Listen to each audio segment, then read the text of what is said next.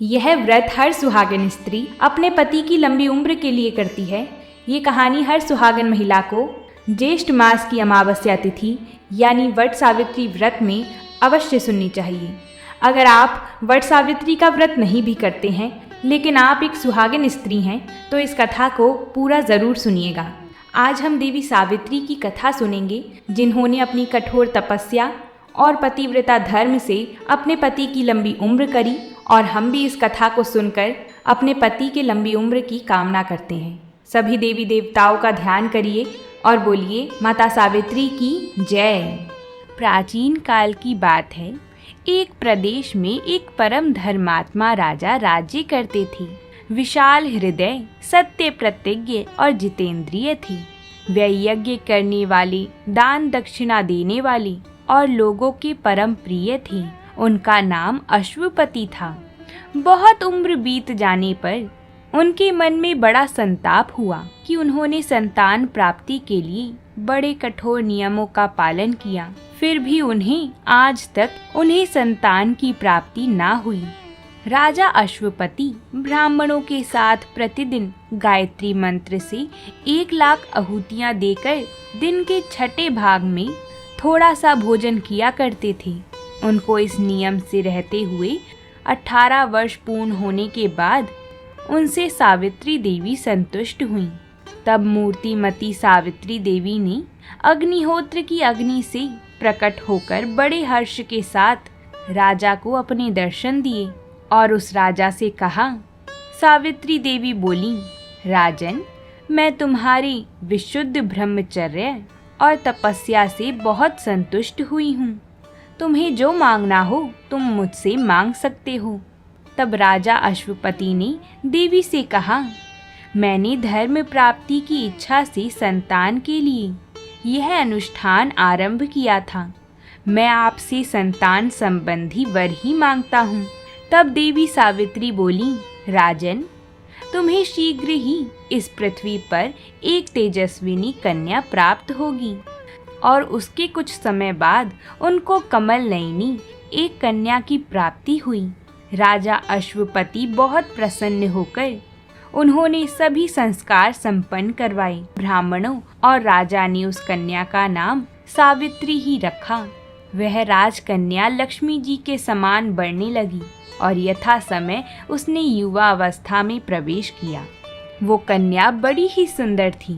सब लोग उन्हें देखकर यही मानते थे कि कोई देव कन्या आ गई है।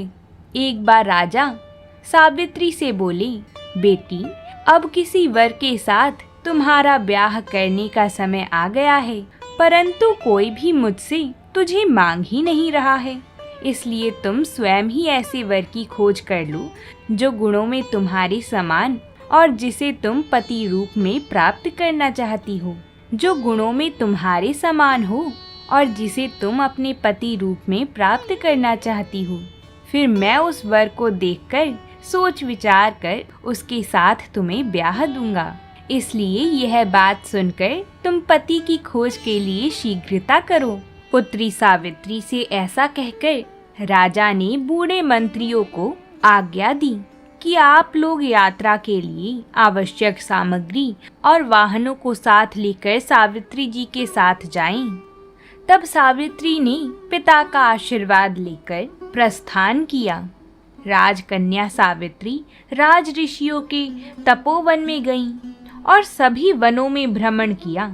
इस प्रकार राजकुमारी सावित्री सभी तीर्थों में जाकर श्रेष्ठ ब्राह्मणों को दान करती हुई विभिन्न देशों में घूमती फिरी। एक दिन राजा अश्वपति अपनी सभा में बैठे हुए देवर्षि नारद जी के साथ मिलकर बातें कर रहे थे।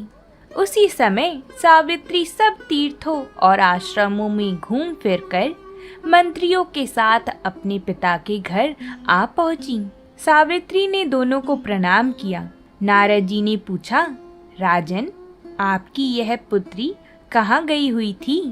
अब तो यह बड़ी हो गई है, आप किसी वर के साथ इसका विवाह क्यों नहीं कर देते हैं?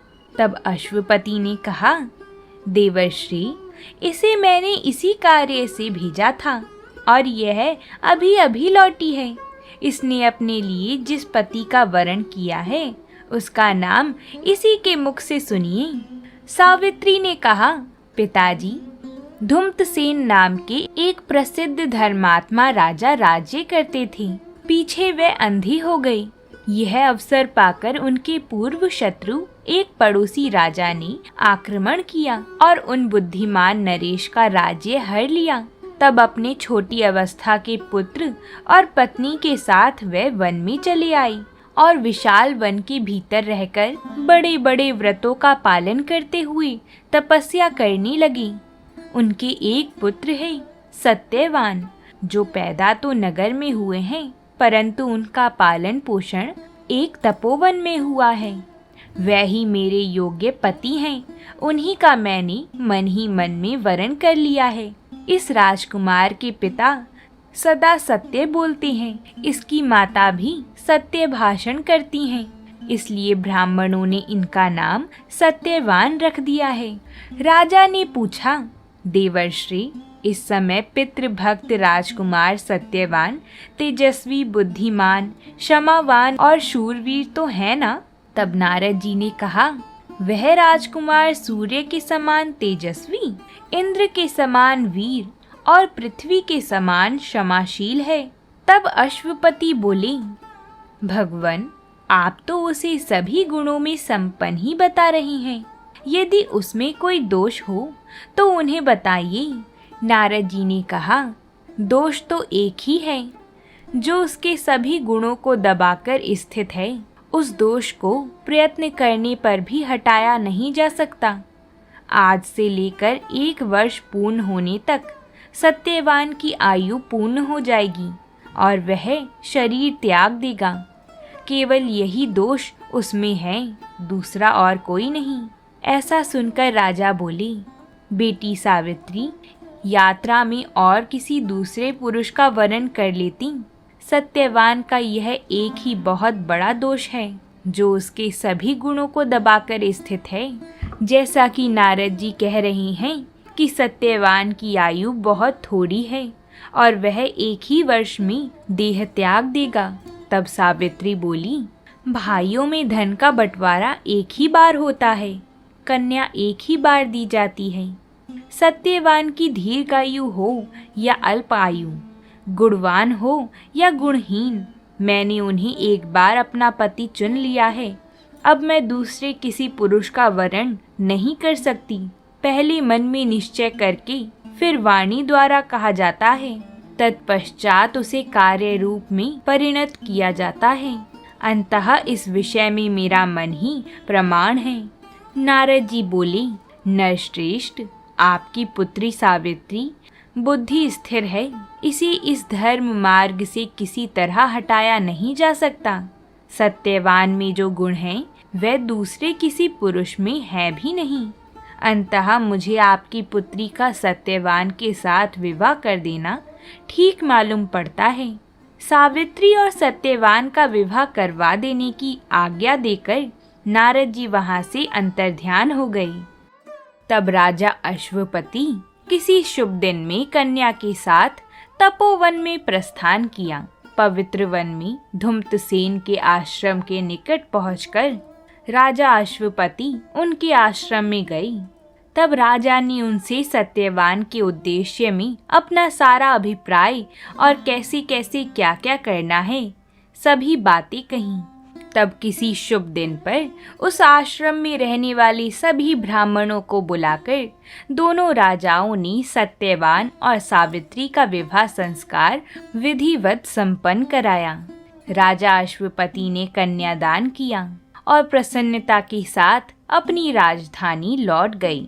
सद्गुण संपन्न भार्या को पाकर सत्यवान को बड़ी प्रसन्नता हुई और सत्यवान को अपने पति के रूप में पाकर सावित्री को भी बड़ा आनंद हुआ। तब सावित्री भी सत्यवान के साथ वन में ही निवास करने लगी और अपने सास ससुर की भी सेवा करने लगी। इधर सावित्री निरंतर चिंता से गली जा रही थी। दिन रात सोते उठते हर समय नारद जी की कही हुई बात उसके मन में बनी रहती थी। वह उसे क्षण भर के लिए भी नहीं भूलती थी। बहुत दिन बीत जाने पर एक दिन वह समय भी आ पहुंचा जब सत्यवान की मृत्यु होने वाली थी। सावित्री एक एक दिन बीतने पर उसकी गणना करती रहती थी। सावित्री को जब यह निश्चय हो गया कि मेरे पति को आज से चौथे दिन मरना है, तब उसने 3 रात का व्रत धारण किया और उसमें दिन रात खड़ी ही रही। सावित्री का यह कठोर नियम सुनकर राजा धुम्तसेन को बड़ा दुख हुआ।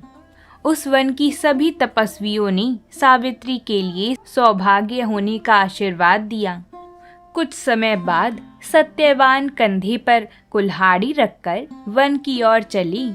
उस समय सावित्री ने अपने पति से कहा, नाथ, आप अकेले न जाइए, मैं भी आपके साथ चलूंगी।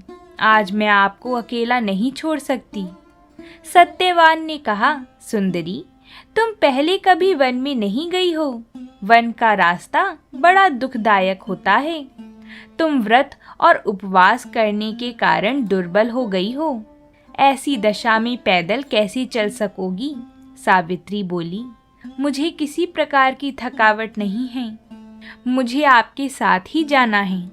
तब सत्यवान ने कहा, अच्छा प्रिय, चलो, लेकिन मेरे माता पिता से एक बार पूछ लो, जिससे मुझे दोष का भागी ना होना पड़े। तब सावित्री ने सबकी आज्ञा लेकर सत्यवान के साथ वन में प्रस्थान किया।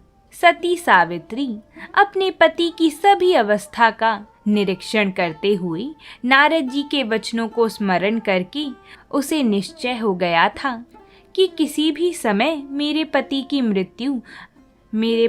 मृत्यु हो सकती है। इसलिए वह हर समय सत्यवान का ध्यान रख रही थीं। पत्नी सहित शक्तिशाली सत्यवान ने फल चुनकर टोकरी में भर लिए। तत्पश्चात वह लकड़ी चीरने लगी। लकड़ी चीरते समय मेहनत के कारण उनके शरीर में पसीना निकल आया और उसी कारण उनके सिर में दर्द होने लगा। तब वह थकान से पीड़ित होकर अपनी पत्नी के पास जाकर बोली, सावित्री, आज लकड़ी काटने के परिश्रम से मेरे सिर में दर्द होने लगा है, सारे अंगों में पीड़ा हो रही है। प्रिय, मैं अपने आप को अस्वस्थ सा देख रहा हूँ। ऐसा लग रहा है कि कोई सिर में छेद कर रहा है। अब मैं थोड़ा सोना चाहता हूँ। मुझ में खड़े रहने की शक्ति नहीं रह गई है। यह सुनकर सावित्री शीघ्र अपने पति के पास आई। यह सुनकर सावित्री जल्दी से उनका सिर गोदी में लेकर बैठ गई। सावित्री नारद जी की बात याद करते करते मुहूर्त, क्षण, समय और दिन का योग मिलाने लगी।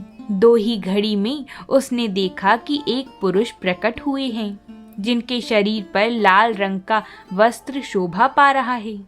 सिर पर मुकुट बंधा हुआ है। उनके हाथ में पाश है। उनका स्वरूप डरावना है। वे सत्यवान के पास खड़े हैं और बार बार उन्हीं की ओर देख रही हैं। उन्हें देखते ही सावित्री ने धीरे से पति का मस्तक भूमि पर रख दिया और खड़ी होकर हाथ जोड़कर कांपते हुए हृदय से वह आर्त स्वर से बोली, मैं समझती हूँ आप कोई देवता हैं, क्योंकि आपका यह शरीर मनुष्य जैसा नहीं है। कृपया करके बताइए कि आप कौन हैं। तब धर्मराज यमराज बोले, सावित्री, तू पतिव्रता और तपस्विनी है, इसलिए मैं तुझसे वार्तालाप कर सकता हूँ। तू मुझे यमराज ही जान। तेरे पति इस राजकुमार सत्यवान की आयु समाप्त हो गई है। मैं इसे बांध कर ले जाऊंगा। सावित्री ने पूछा, भगवन, मैंने तो सुना है मनुष्यों को ले जाने के लिए आपके दूत आया करते हैं। प्रभो, आप स्वयं यहाँ कैसे चले आए? तब यमराज बोले, यह सत्यवान धर्मात्मा, रूपवान और गुणों का समुद्र है। मेरे दूत इसको ले जाने के योग्य नहीं हैं, इसलिए मैं स्वयं आया हूँ। तब यमराज ने सत्यवान के शरीर से उनके प्राणों को बलपूर्वक खींचकर निकाल लिया। फिर तो प्राण निकल जाने से उसकी सांसें बंद हो गईं। अंग कांति फीकी पड़ गई। यमराज उसे ले जा ही रहे थे कि सावित्री दुख से आतुर होकर यमराज के पीछे पीछे चल पड़ी। वह पतिव्रता सावित्री नियम पूर्वक व्रतों के पालन से पूरी तरह सिद्ध हो चुकी थी। यमराज बोले, सावित्री अब तू लौट जा, सत्यवान की अंतिम क्रिया कर। अब तू पति के ऋण से उऋण हो गई है। पति के पीछे तुझे जहाँ तक आना चाहिए था तू वहाँ तक चल, तुझे अब पति के पीछे नहीं आना चाहिए। सावित्री ने कहा, जहाँ मेरे पति जा रहे हैं वहीं मुझे भी जाना चाहिए, यही मेरा धर्म है। तपस्या, गुरु भक्ति, पति प्रेम, व्रत पालन और आपकी कृपा से मेरी गति कहीं भी रुक नहीं सकती। ऐसा कहते हैं कि 7 पग साथ चलने मात्र से प्रेम का संबंध स्थापित हो जाता है। उसी मित्रता को सामने रखकर मैं आपसे कुछ निवेदन करूंगी, उसे सुनिए। जिन्होंने अपने मन और इंद्रियों को वश में नहीं किया है, वे वन में रहकर धर्म पालन, गुरुकुल वास और तपस्या नहीं कर सकते हैं। यमराज बोले, सावित्री बहुत युक्तियों से युक्त तेरी इन बातों से मैं बहुत प्रसन्न हूँ। तू यहाँ मुझसे कोई वर मांग ले, सत्यवान के जीवन के सिवा मैं और सब कुछ तुझे दे सकता हूँ। तब सावित्री बोली, भगवन मेरे सास ससुर अपने राज्य से भ्रष्ट होकर वन में रहते हैं, उनको दिखाई भी नहीं देता है।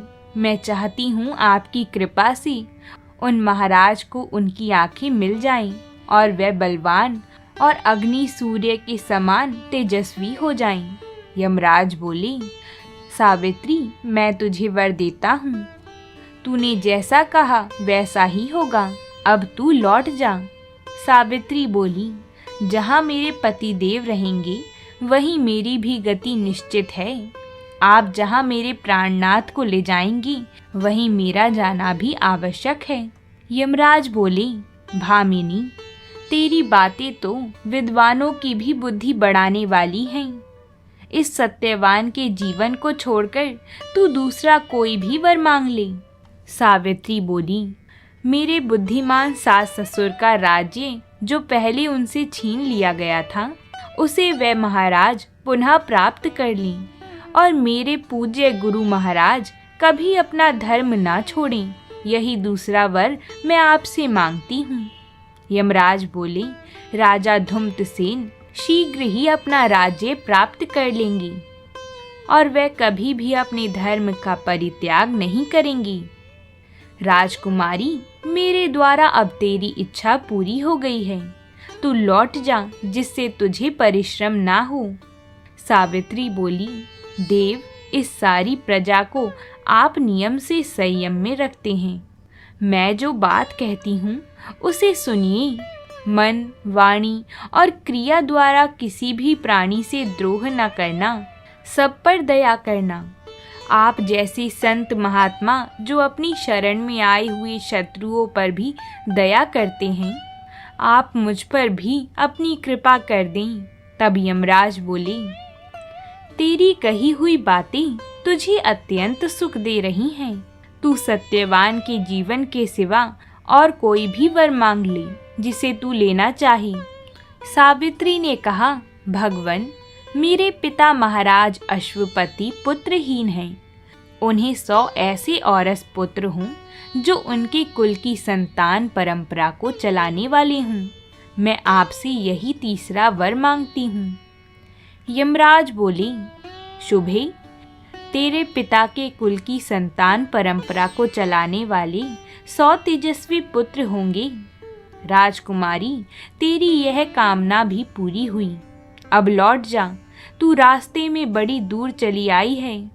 सावित्री ने बोला, आप समस्त प्रजा के साथ समान पूर्वक धर्म अनुसार आचरण करते हैं, इसलिए आप धर्मराज कहलाते हैं। समस्त प्राणी एक दूसरे पर विश्वास और प्रेम के साथ ही जुड़े हुए हैं। संतों में दया होने के कारण ही सब लोग उन पर अधिक विश्वास करते हैं। धर्मराज बोले, कल्याणी तूने जैसी बात कही है वैसी मैंने तेरे सिवा किसी दूसरे के मुख से नहीं सुनी है। तेरी इस बात से मैं संतुष्ट हूँ। तू सत्यवान के जीवन के सिवा और कोई चौथा वर मांग ले, और यहाँ से लौट जा। सावित्री ने कहा, मेरे और सत्यवान दोनों के संयोग से कुल की वृद्धि करने वाली, बल और पराक्रम से सुशोभित 100 औरस पुत्र हूँ। यह मैं आपसे चौथा वर मांगती हूँ। यमराज बोले, अब ले, तुझे बल और पराक्रम से संपन्न 100 पुत्र प्राप्त होंगे, जो तेरी प्रसन्नता को बढ़ाने वाले होंगे। राजकुमारी, अब तू लौट जा, जिससे तुझे थकावट ना हो। तब सावित्री ने कहा, सत्पुरुषों की वृत्ति निरंतर धर्म में ही लगी रहती है। सत्पुरुषों का प्रसाद कभी व्यर्थ नहीं होता। सावित्री ने कहा, आपने मुझे जो पुत्र प्राप्ति का वर दिया है, वह पति संयोग के बिना सफल नहीं हो सकता। इसलिए मैं पुनः यह वर मांगती हूँ कि ये सत्यवान जीवित हो जाएं, क्योंकि मैं अपने पति देव के बिना मरी हुई के समान ही हूँ। पति के बिना यदि कोई सुख मिलता है तो वह मुझे नहीं चाहिए। पति देव के बिना मैं स्वर्ग लोक में भी जाने की इच्छा नहीं रखती। पति के बिना मुझे धन संपत्ति की इच्छा नहीं है। अधिक क्या कहूँ, मैं पति के बिना जीवित रहना भी नहीं चाहती। आपने ही मुझे 100 पुत्र होने का वर दिया है और आप ही मेरे पति को लिए जा रहे हैं। अंततः मैं यही वर मांगती हूँ कि ये सत्यवान जीवित हो जाएं।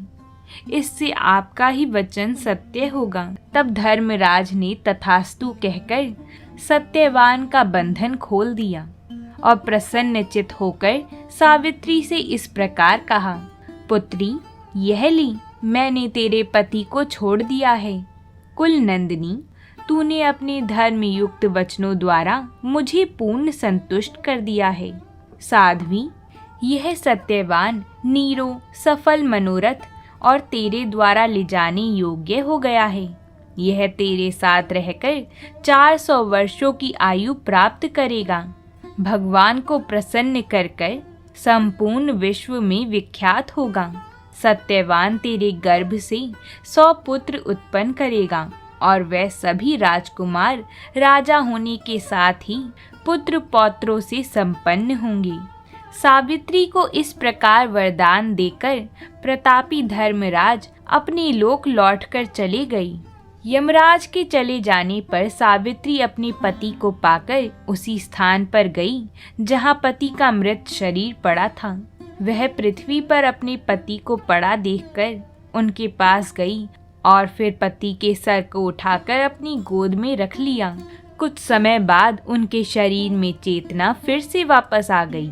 तब होश में आकर सत्यवान प्रेम पूर्वक सावित्री से बोले, प्रिय, खेद है कि मैं बहुत देर तक सोता रह गया। तुमने मुझे जगा क्यों नहीं दिया? वे श्याम वर्ण के पुरुष कहाँ हैं जिन्होंने मुझे खींचा था? देव, आप मेरी गोद में बहुत देर तक सोते रह गई। वह पुरुष भगवान यम थे। दीर्घ काल के पश्चात सावित्री के गर्भ से उसकी कीर्ति बढ़ाने वाले 100 पुत्र उत्पन्न हुए। सबके सब शूरवीर थे और धर्मात्मा भी। इस तरह सावित्री ने अपने आप को, पिता माता को, सास ससुर को और पति के समस्त कुल को भारी संकट से बचा लिया था। जो इस परम उत्तम सावित्री की कथा को भक्ति भाव से सुनता है, उसकी सभी मनोरथ भगवान की कृपा से सिद्ध होंगी और वह कभी दुख नहीं पाएगा। तो बोलिए भगवान श्री कृष्ण की जय हो। देवी सावित्री की जय हो। देवी सावित्री की जय हो। अगर आप सभी कोई कथा पसंद आई हो तो कमेंट बॉक्स में जय देवी सावित्री जरूर ही लिखिएगा और अपने सभी दोस्तों के साथ शेयर जरूर करिएगा। प्रेम से बोलिए जय माता दी।